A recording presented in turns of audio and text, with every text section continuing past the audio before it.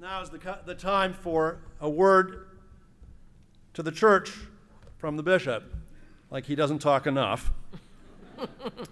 But to begin it, I want to share with you, I have invited a testimony from a member of St. Mark's in Glen Ellen, a woman who spoke eloquently at one of the breakfasts that I'm holding around the diocese, this time in Waukegan, with a preponderance of our Latino congregations there. I was so moved by what she had to share with the group about how she had come to find the Episcopal Church and the difference it was making in her life that I invited her to come and speak to this convention. So if you will you join me in welcoming Ángeles Perdomo to come and share with us just a little bit of her story.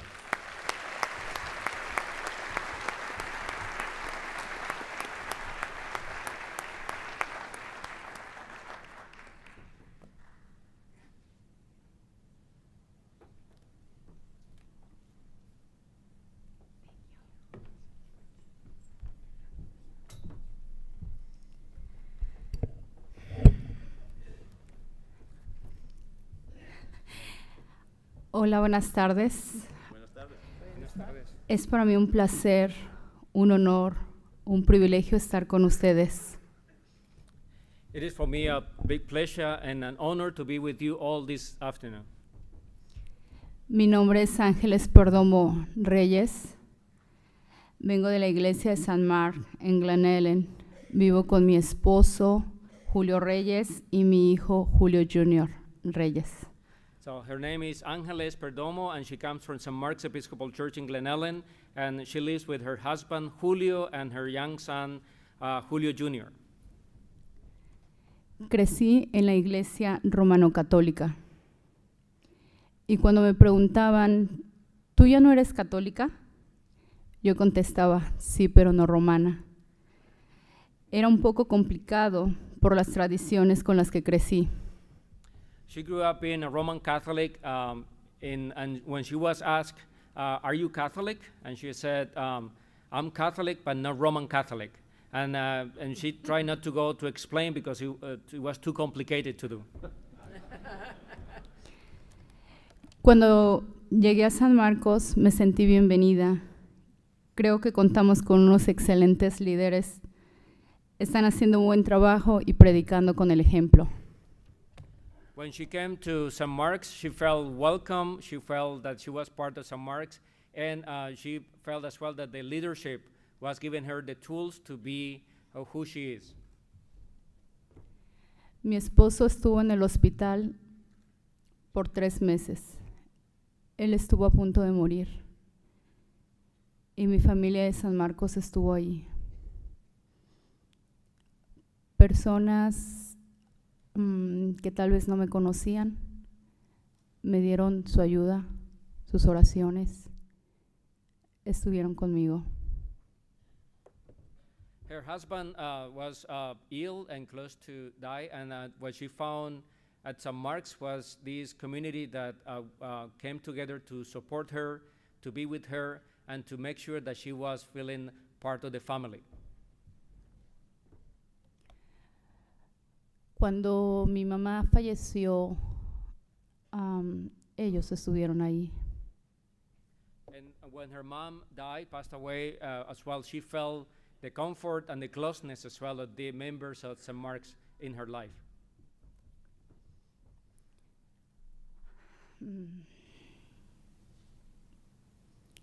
Ellos me han hecho sentir una familia, a pesar de no tenerla aquí. No tengo familia, solo mi esposo y mi hijo, pero no me he sentido sola, porque ellos y algunos amigos han estado ahí conmigo. She has felt that even though she doesn't have a family here in this country, she felt that St. Mark's is now part of her family, that she has felt that they are part of her in so many ways. Espero que todos ustedes estén abiertos a tener una experiencia multicultural. Me encanta que todos seamos una familia, no importa el lenguaje ni la cultura, porque siempre ellos están dispuestos a esperar cuando nos traducen, a ser parte de nosotros. No importa, todos somos una familia. She hopes and prays that every one of us may be welcome to have a multicultural experience, and knowing that it doesn't matter how, there will be always someone that will be able and willing to help you translate and understand, and that is her prayer today as she is here before you. Creo que es muy importante el liderazgo que todos ustedes tienen, porque impacta nuestra vida. Me alejé de la iglesia romano-católica porque un sacerdote me corrió por no estar casada. Y es por eso que digo que su liderazgo es importante en nuestra vida. She believed that the leadership that all of you have in the church is so important, is very important. Her experience of going away from the Roman Catholic Church was because a priest told her that she wasn't welcome because she wasn't married. And that was something that kind of took her away, but at the same time brought her close to the Episcopal Church, where she felt that she's welcome as she is.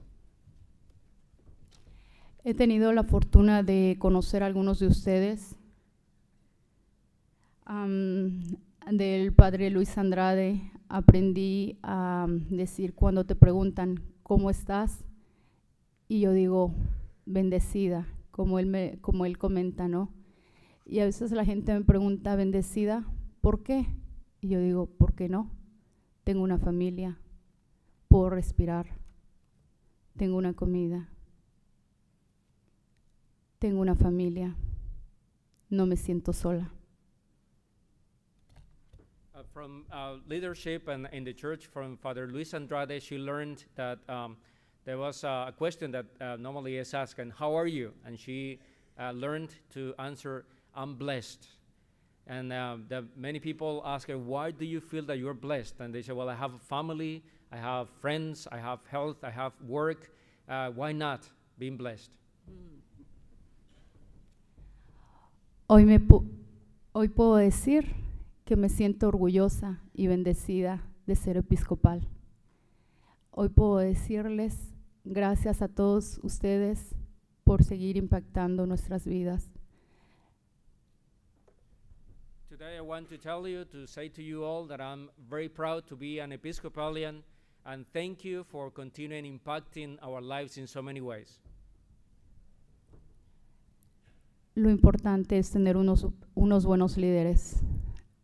Y yo creo que como comunidad nosotros los seguimos a ustedes. And the most important thing, one of the important things that she has to say is to have good leadership, and as a great way to lead and to continue being a church is through that leadership as well.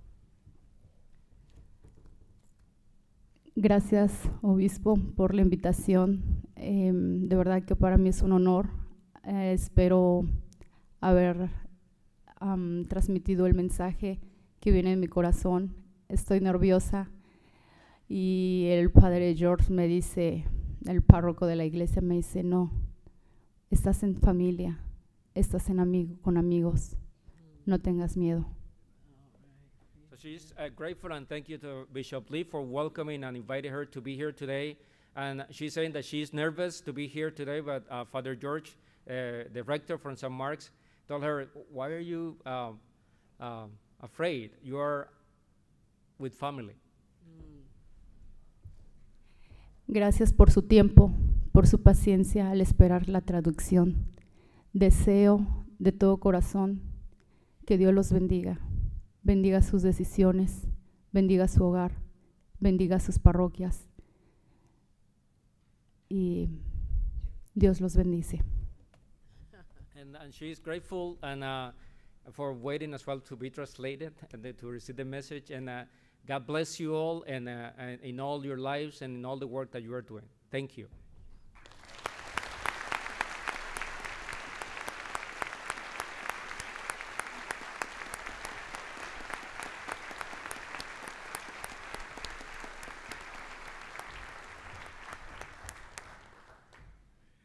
Thank you so much, Angeles. I have a words to tell you, offer you, share with you about the church, but I wanted to begin this way because I want us to remember why.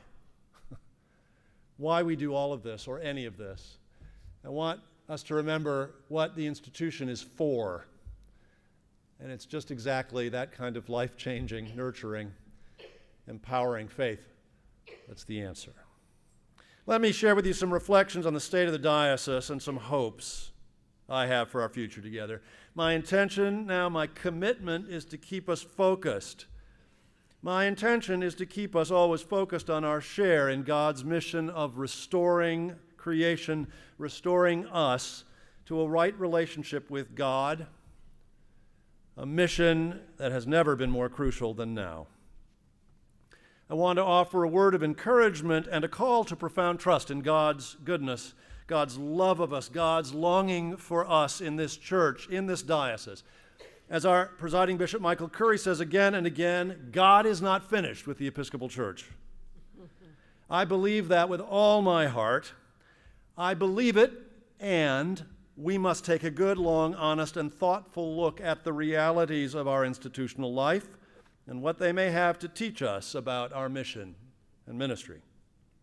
I considered trotting out on the screens various statistics based on the kinds of things we're able to count in the dreaded annual parochial reports congregations submit, but do submit them. Otherwise, I can't go back and work with Courtney Reed if I don't say that. But those numbers on the parochial report, average Sunday attendance and baptized members and all the rest, those numbers are easily available. They are easily available from the website of the Episcopal Church, and they're well worth looking at. I will say this by way of summarizing them, though. As a whole, the Episcopal Church, together with other churches in North America, continues to show institutional decline. That's not news. The average age of an Episcopalian today is 57. Which is looking younger and younger, I have to say. Nationally, since 2005, the church has reported roughly a 20% decline in baptized membership and a 26% decline in average Sunday attendance. I'm happy to say that in this diocese, we've been holding fairly steady over the last several years, in contrast to these continuing rates of decline elsewhere, especially here in the Midwest. As I said to this convention a couple of years ago, flat may well be the new up. But it's nothing to crow about.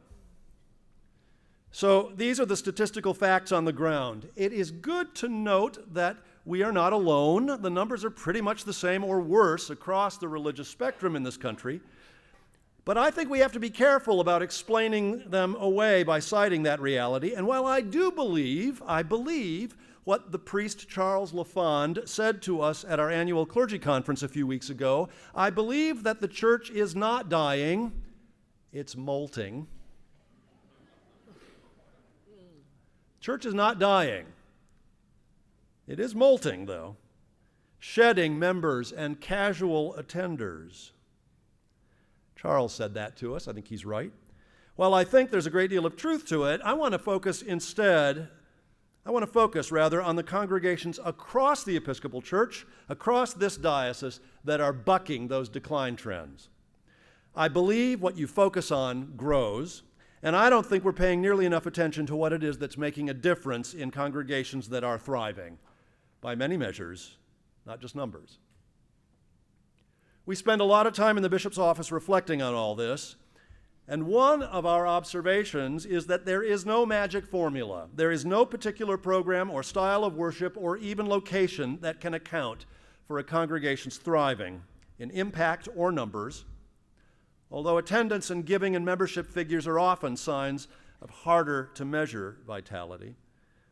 We've got strong congregations in cities and suburbs and small towns, thriving congregations awash in incense and worshiping quite simply, on the cutting edge of social issues and hardly mentioning them directly, big and small, worshiping in multiple languages and in only one. In short, there is very little that these strong communities have obviously in common. So, what do I do when something's not obvious? I ask Jim Steen. I asked Jim a couple of years ago to ponder all of this. What is it, I asked? What is it that they're doing that we can learn from and promote in the whole church? And Jim came back after a couple of days and said, yep, they do have something in common. 3 things, actually. 3 qualities or commitments or practices. I think he was right. Here they are. You can take notes if you want to. First, these are congregations which are quite clear, if not crystal clear, about their main focus. There's a passion around which they gather and which tends to order everything else they do. It might be outreach to the local neighborhood, or over-the-top hospitality, or pastoral care, or multicultural ministry. It might be any number of things, but it is there, and you know it pretty quickly when you show up. Second, these are congregations that have a commitment to hosting and sustaining conversations about things that matter. They do not waste a lot of time and energy on arguing about the colors of the napkins. They're places that have fun, and many do many things, but the most notable thing about all the activities, groups, committees, sermons, is that they focus on important, impactful things. Nurturing relationship with Jesus, healing racism, gun safety, how to make my faith real on Tuesday morning at work. It can be a lot of things, but they're impactful things. And third, and this may be the most important of all, they have heart.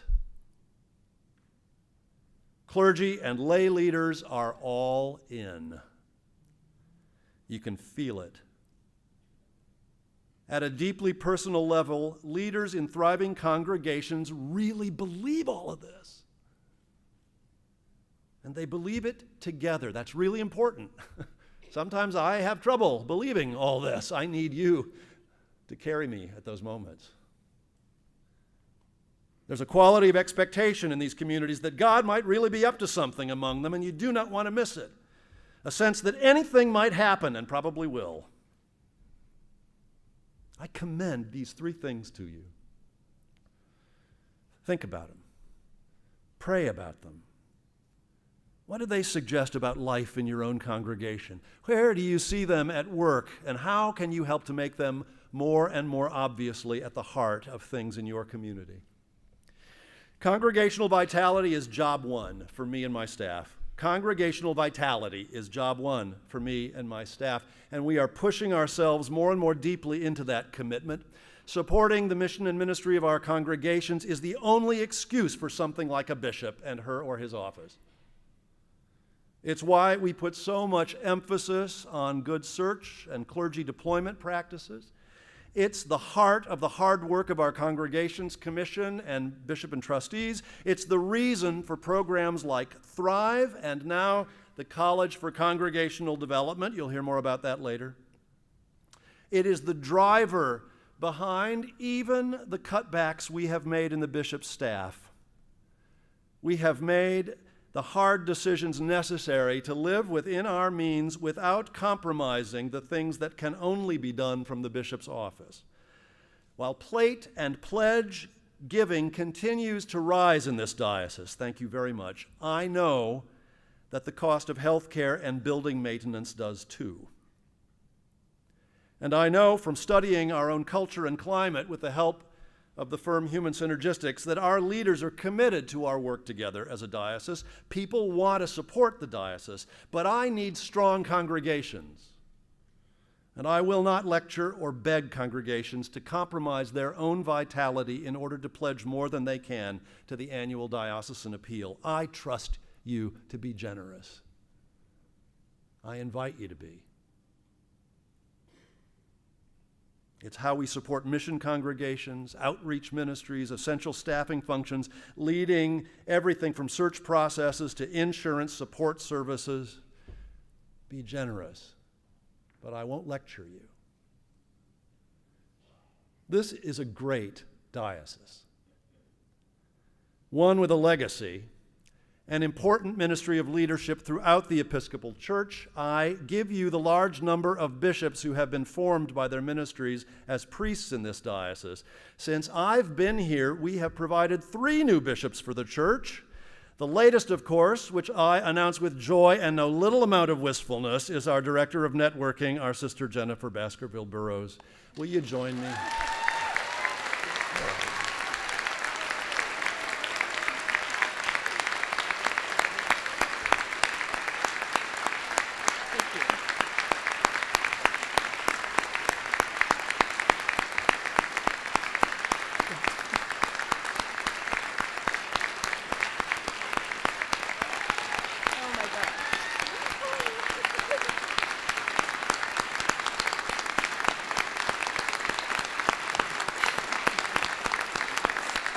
Thank you. Thank you, thank you, thank you. Thank you, dear Bishop. Thank you. There, I don't want to talk about it anymore.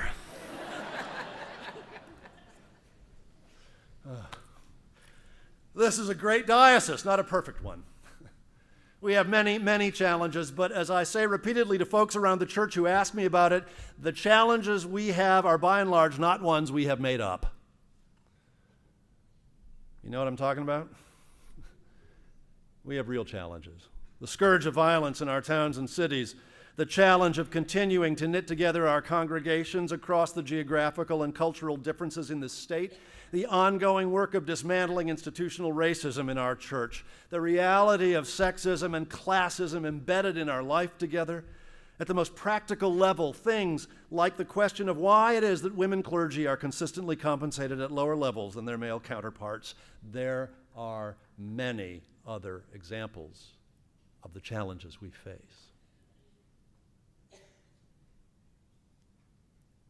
All this against the backdrop of the great uncertainties of our new political landscape in this country and across the globe. In the face of it all, I believe the Christian faith, our baptismal commitment to respect the dignity of every human being, the proclamation of the mighty good news that Jesus Christ has overcome death, it has never been more important. This is the church's moment. I give thanks to serve our God with you. I rejoice to have been called to be your bishop. And I look forward to our future together with hope and trust in God's never-failing goodness. Thank you.